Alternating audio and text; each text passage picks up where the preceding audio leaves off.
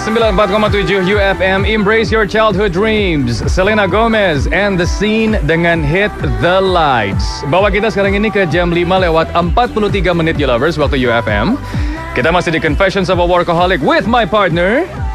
Saya Peti Fatima. Tadi, dari jam berapa nih? Dari jam 4. Dari jam 4 ya. Dari jam 4. Dan hari ini kita berdua udah membicarakan segala sesuatunya tentang stress, you lovers. Mulai dari memanage, kemudian intensitasnya, jenisnya, sampai makanan-makanan yang bisa menurunkan kadar stres di kantor.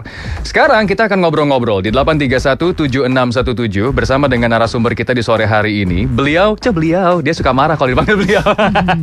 Sama gue suka sebel gitu. Beliau adalah seorang psikolog. Namanya adalah Roslina Ferauli dan akrabnya biasanya dipanggilnya adalah Vera. Hai Vera. Hai Mbak Pedi, hai Ari. Suaranya bagus ya. Iya, dan semangatnya tuh gak pernah hilang gitu kalau ngobrol sama Vera tuh. Asli Itu beneran. khasnya Vera ya. Gue bacain dulu ya sekarang CV-nya Vera nih yang terakhir. Psikolog di Rumah Sakit Pondok Indah dan di Pack House, The Plaza Indonesia, Jakarta. Pengajar dan pembimbing. Pembimbing apa nih? Pembimbing kejailan-kejailan. Iya. Ini benar-benar luar biasa. Fer, thank you ya, kita udah diperbolehkan untuk ngobrol-ngobrol sebentar aja karena kita ingin bertanya tentang stress management itu sendiri. Kita udah ngobrol bersama dengan Peti tadi dari sore, dari jam 4 gitu ya. Antara jenis dan juga intensitas stres pria dan wanita. Memang ada perbedaan ya di antara kedua itu? Nah, itu dia. Kalau udah ada risetnya bisa dipercaya tuh sebetulnya. Gitu ya, bahwa laki-laki fight and flight gitu. Yeah. Fight and Betul, flight karena ya. begini ya. Jadi kita bedakan dulu laki-laki dan perempuan. Dari banyak gangguan psikis, gangguan psikologis, gangguan-gangguan yang sifatnya behavioral, itu lebih banyak menyentuh laki-laki. Jadi no wonder kalau mereka lagi stres, tampilnya dalam bentuk behavior. Hajar gitu, fight gitu kan. Agresif gitu. Makanya kalau di jalan, gitu ya. Agresif itu cuma cowok. Bisa turun dari mobil, hajar men gitu. Itu cowok.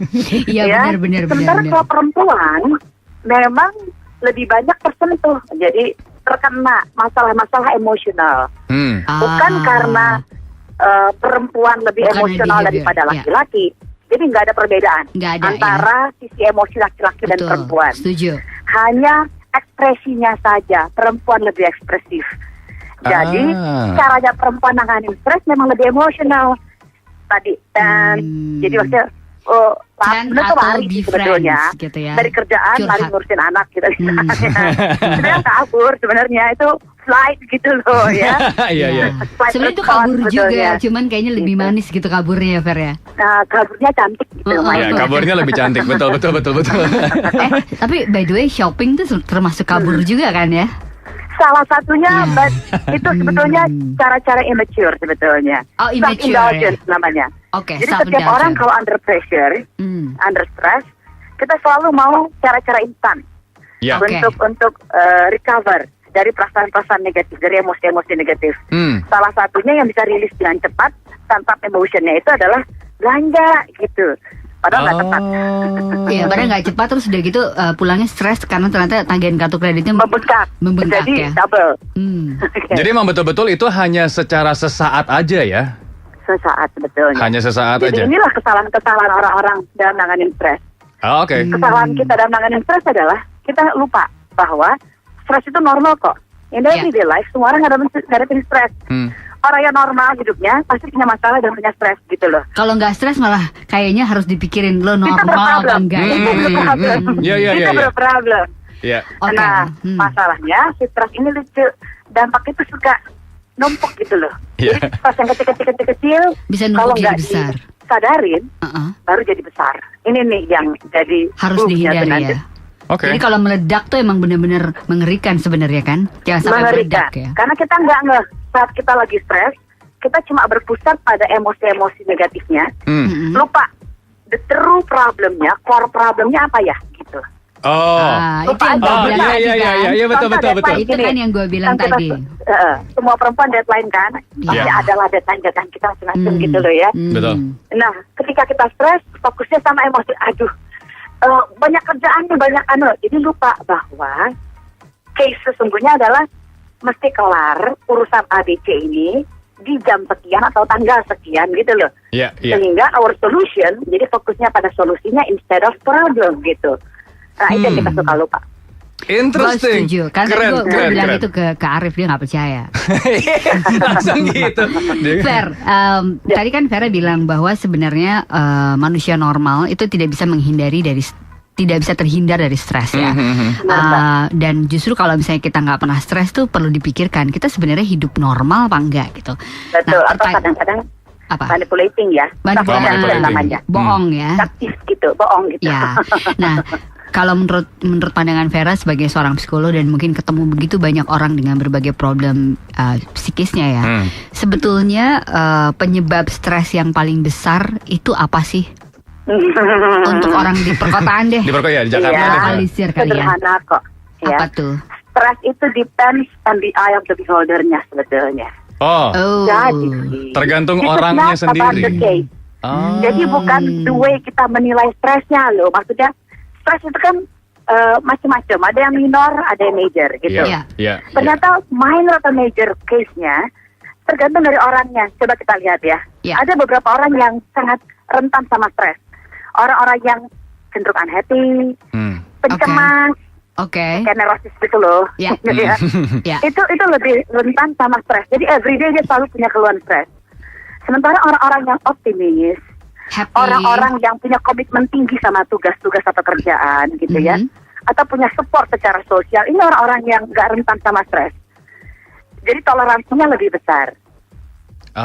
Itu yang pertama. Karena sebentar, gue potong dulu ya. Jadi toleransi sumbernya sama. Sumbernya sama. Iya, untuk semua orang sebetulnya apa sih yang bikin kita stres sebetulnya gitu kan? Iya, betul. Kita persepsi bahwa ada kejadian-kejadian sekitar kita yang ngancem gitu. Bahwa misalnya nih ada tekanan, ada perubahan dalam manajemen misalnya. Betul, perubahan kayak gitu udah bisa bikin kita keluar dari zona nyaman kan ya. Exactly. Jadi ada macam-macam deh.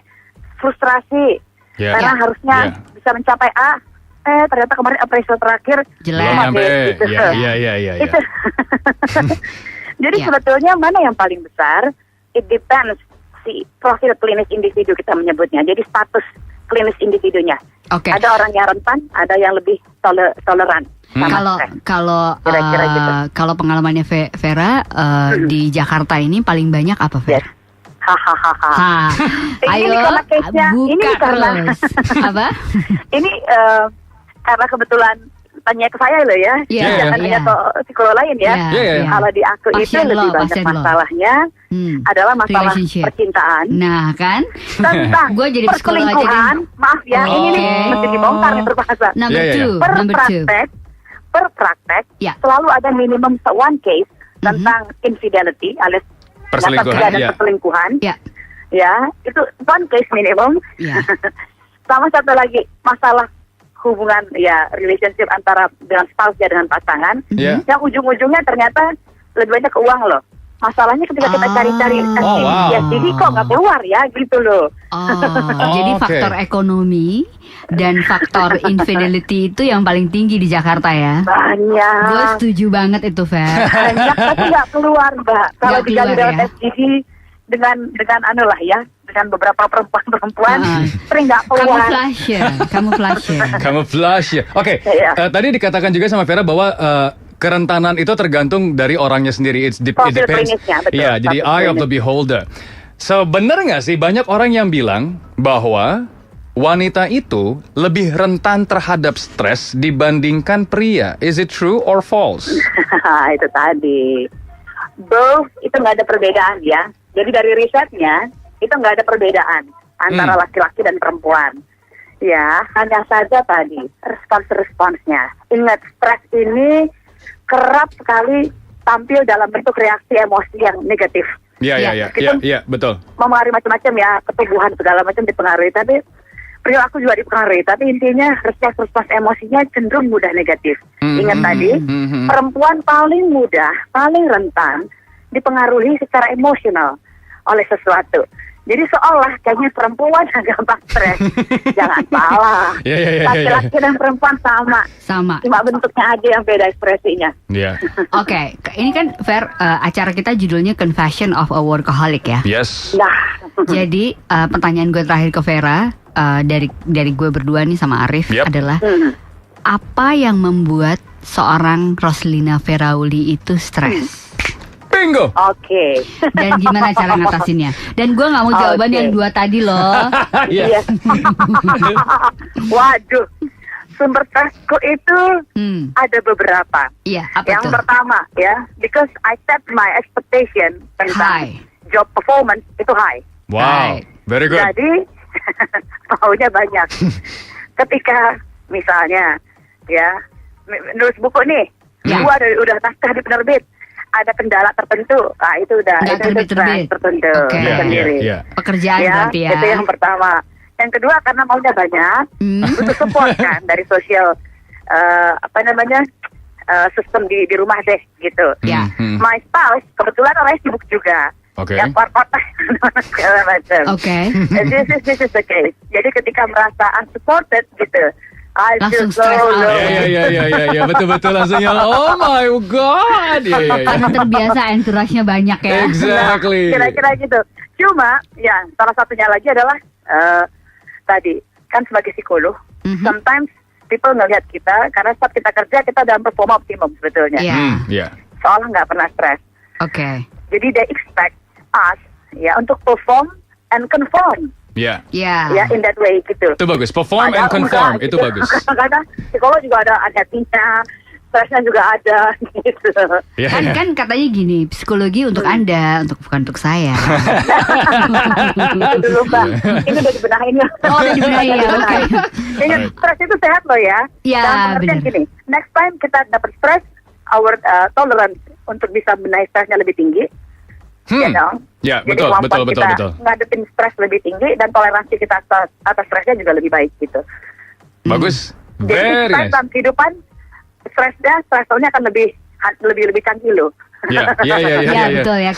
Itu salah satu resiko juga ya. Kalau kita mau naik kelas dalam kehidupan kita ya stresnya juga pasti. Ada. Kayak sekarang aja anak-anak SD kita udah naik kelas, dia pelajarannya makin sulit dong. Iya kan? Nggak mungkin malah makin gampang. Beda case jadinya nanti dengan orang-orang yang belum naik kelas gitu.